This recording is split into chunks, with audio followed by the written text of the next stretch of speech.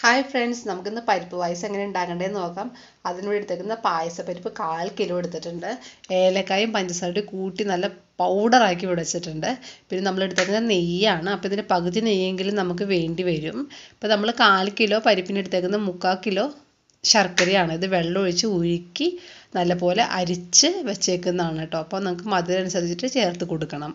ഇനി നമ്മൾ എടുക്കാൻ പോണത് ഇത് പാല് പിഴിഞ്ഞ് വെച്ച് തേങ്ങാപ്പാൽ 1-ാം പാലാണ്. ഒട്ടും വെള്ളം ചേർക്കാതെ പിഴിഞ്ഞ് വെച്ചേക്കുന്നതാണ്. ഇത് 2-ാം പാലാണ്. കുറച്ച് വെള്ളം ചേർത്തിട്ട് നമ്മൾ തേങ്ങ നല്ലപോലെ പിഴിഞ്ഞെടുത്തതാണ് കേട്ടോ. ഇനി നമുക്ക് എടുക്കുന്നത് 3-ാം പാലാണ്. കുറച്ചുകൂടി കൂടുതൽ വെള്ളം ചേർത്തിട്ടുണ്ട് 3-ാം പാലിൽ തേങ്ങയിലോട്ട്. എന്നിട്ട് നമ്മൾ നല്ലപോലെ പിഴിഞ്ഞെടുത്തിട്ടുണ്ട്. ഇത് നമ്മൾ ഒരു ചട്ടി ചൂടാക്കി വെച്ചിട്ട് നമ്മൾ ആദ്യം ചെയ്യാൻ പോകുന്നത് നമ്മുടെ പായസപ്പരിപ്പ് വറുത്തെടുക്കുക എന്നുള്ളതാണ്. ഇനി നമുക്ക് പായസപ്പരിപ്പ് അതിലേക്ക് ഇട്ടിട്ട് നല്ലപോലെ ഒന്ന് വറുത്തെടുക്കണം. അപ്പോൾ കരിഞ്ഞൊന്നും പോവാതെ വറുത്തെടുക്കണം. ഇത് അലൂമിനിയം പാത്രം ആയതുകൊണ്ട് കുറച്ച് സമയം എടുക്കും ഒന്ന് ചൂടായി വരാൻ. ഇപ്പോൾ നോൺ സ്റ്റിക്കൊക്കെ ആണെങ്കിൽ പെട്ടെന്ന് തന്നെ ചൂടായി കിട്ടും കേട്ടോ. നമുക്ക് കരിഞ്ഞു പോകാതെ വറുത്തെടുക്കാം. അപ്പോൾ ഒരു കളർ വ്യത്യാസമൊക്കെ വന്നു തുടങ്ങും, കണ്ടില്ലേ? പിന്നെ ഈ കളർ വ്യത്യാസം വരുമ്പോൾ നമ്മൾ ചേർക്കാൻ പോകുന്നത് നെയ്യാണ്. അപ്പോൾ നമ്മളൊരു 2 സ്പൂണ് നെയ്യെങ്കിലും ഇതിലേക്ക് ചേർത്ത് കൊടുക്കണം. എന്നിട്ട് നമ്മളത് കരിയാതെ നോക്കണം കേട്ടോ. ഇതിപ്പോൾ നെയ്യ് ചേർത്ത് കഴിയുമ്പോൾ അത് ഉരുക്കി പിടിക്കില്ല, ഇതിലേക്ക് പായസപ്പരിപ്പിലോട്ട് ഉരുക്കി പിടിക്കുക. പിന്നെ ഇത് കരിയാതെ നോക്കണം, നല്ലപോലെ ഇളക്കി കൊടുത്തുകൊണ്ടിരിക്കണം. അപ്പോൾ കണ്ടോ, ഏകദേശം ഒരു ബ്രൗൺ കളർ നിറത്തിൽ വരും അത്. അപ്പോൾ നമ്മൾക്ക് കരിഞ്ഞു പോകരുത്, വറവ് കുറയുകയും ചെയ്യരുത്. അപ്പോൾ നമ്മൾ ഇതുപോലെ കാണിച്ചു തരാം കേട്ടോ. ഇതുപോലെ നമ്മൾ കണ്ടോ വറുത്തെടുത്തിട്ടുണ്ട്. നമുക്കിനി ഇത് ഒരു പാത്രത്തിലോട്ട് മാറ്റി വയ്ക്കാം, ഒന്ന് ചൂടാറട്ടെ. ഇനി നമ്മൾ ഇതൊന്ന് വേവിക്കാൻ പോകണം. അപ്പോൾ നമുക്കിത് കുക്കറിലിട്ട് വേവിക്കാം. അപ്പോൾ നമ്മൾ പെട്ടെന്ന് ഇങ്ങനെ അടിച്ച് കിട്ടുമല്ലോ. അപ്പോൾ നമ്മൾ ഇതിനകത്തേക്ക് 3-ാം പാൽ ചേർത്ത് കൊടുത്തിട്ടുണ്ട്. ഈ 3-ാം പാലും ഈ വറുത്ത് വെച്ച പരിപ്പും കൂടി ചേർത്തിട്ട് നമുക്കൊരു 3 വിസിൽ അടിച്ച് വന്നിട്ടുണ്ടെങ്കിൽ പായസം നല്ലപോലെ വെന്ത് വന്നിട്ടുണ്ട് കണ്ടോ. ഇനി നമുക്ക് ആ 3 വിസിൽ വന്നു കഴിയുമ്പോൾ പായസത്തിനുള്ള പരിപ്പ് ഇങ്ങനെ വെന്ത് വരും കണ്ടോ. വേണമെങ്കിൽ നമുക്ക് ശർക്കര ഇതിലേക്ക് ഡയറക്റ്റ് ഒഴിച്ച് കൊടുക്കാം. പക്ഷെ നമ്മളിപ്പോൾ അങ്ങനെയല്ല ചെയ്യാൻ പോകുന്നത്, നമ്മൾ ഒരു പ്രോസസ്സ് കൂടി ചെയ്യുന്നുണ്ട്. അപ്പോൾ തരിതരിപ്പ് വേണ്ട എന്നുണ്ടെങ്കിൽ നമ്മൾ മിക്സിയിലിട്ട് അടിക്കാൻ പോകണം. അതായത് നമ്മൾ വേവിച്ച പരിപ്പും പിന്നെ നമ്മൾ എടുത്ത് വെച്ചിട്ടുള്ള 2-ാം പാലും കൂടി ചേർത്ത് മിക്സിയിലിട്ട് അടിച്ച് ഇതുപോലെ നമ്മൾ എടുത്ത് വെച്ചിട്ടുണ്ട്. അപ്പോൾ നമുക്ക് ഇതുപോലെ നമ്മൾ ഏത് പാത്രത്തിലാണോ ഉണ്ടാക്കാൻ പോകുന്നത് അതിലിട്ട് നമ്മൾ ഒഴിച്ചു കൊടുക്കുക കണ്ടോ.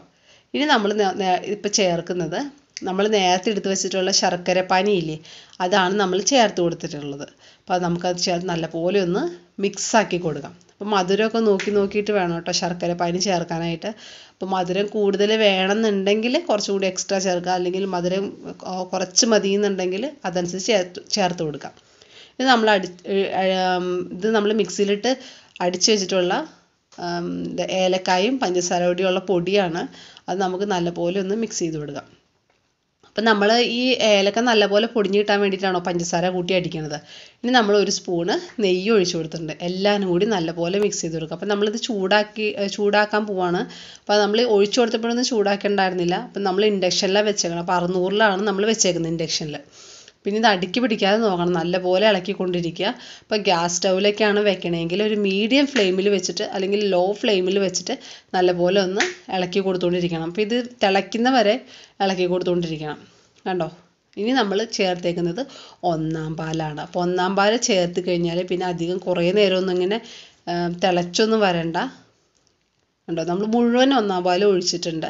ഇനി നമുക്ക് നല്ലപോലെ ഒന്ന് മിക്സ് ചെയ്ത് കൊടുക്കാം. അപ്പോൾ ഇതൊന്ന് തിള വന്ന് കഴിഞ്ഞിട്ടുണ്ടെങ്കിൽ പായസം റെഡിയായി എന്നുള്ളതാണ് കേട്ടോ. അപ്പോൾ നമുക്ക് അധികം നേരമൊന്നും ഇത് ഇങ്ങനെ എന്താ പറയുക തിളച്ച് കൊണ്ടിരിക്കുകയൊന്നും വേണ്ട, നമുക്ക് തിള വരില്ലേ. അപ്പോൾ നമുക്ക് ഈ സ്റ്റവ് അങ്ങോട്ട് അല്ലെങ്കിൽ ഇൻഡക്ഷൻ നമുക്ക് ഓഫ് ചെയ്യാം. അപ്പോൾ നമ്മളിവിടെ എടുത്ത ഇൻഡക്ഷൻ ആയതുകൊണ്ട് നമ്മൾ ഇൻഡക്ഷൻ ഓഫ് ചെയ്യും കണ്ടോ. തിള വന്ന് തുടങ്ങുന്നുണ്ട്, അത്രയേ ഉള്ളൂ. ഇനി നമ്മൾ നെയ്യിൽ വറുത്ത കിസ്മിസും അണ്ടിപ്പരിപ്പും കൂടി അങ്ങനെ ഇട്ട് കഴിഞ്ഞിട്ടുണ്ടെങ്കിൽ നമ്മുടെ പായസം റെഡി ആയി കഴിഞ്ഞു കണ്ടില്ലേ. ഇത്രയേ ഉള്ളൂ, വളരെ എളുപ്പമാണ്. അപ്പം നമ്മളിവിടെ എടുത്തേക്കുന്നത് വെള്ള ശർക്കര ആയതുകൊണ്ടാണ് ഇതിൻ്റെ പായസത്തിന് ഈ കളർ വന്നത്. കുറച്ചും കൂടി നല്ല ഭയങ്കര കളറുള്ളൊരു ശർക്കരയില്ലേ, കറുത്ത കളർ, അങ്ങനത്തെ ശർക്കര എടുക്കുകയാണെങ്കിൽ നമുക്ക് കുറച്ചും കൂടി ഡാർക്കായിട്ട് കിട്ടും പായസം. അപ്പോൾ എല്ലാവർക്കും ഇഷ്ടമായെന്ന് വിചാരിക്കുന്നു. ഇഷ്ടമായെങ്കിൽ ലൈക്ക് ചെയ്യണം, ഷെയർ ചെയ്യണം, സബ്സ്ക്രൈബ് ചെയ്യണം. സബ്സ്ക്രൈബ് ചെയ്തേക്കുന്നവരാണെങ്കിൽ നമ്മുടെ ബെല്ലൈക്കൺ കൂടി ഒന്ന് എനേബിൾ ചെയ്യുക. അപ്പോൾ ഞാനിടുന്ന പുതിയ വീഡിയോസിൻ്റെ നോട്ടിഫിക്കേഷൻസ് നിങ്ങൾക്ക് ലഭിക്കുന്നതായിരിക്കും. അപ്പോൾ അടുത്ത വീഡിയോയിൽ കാണാം. Thanks for watching. Bye bye.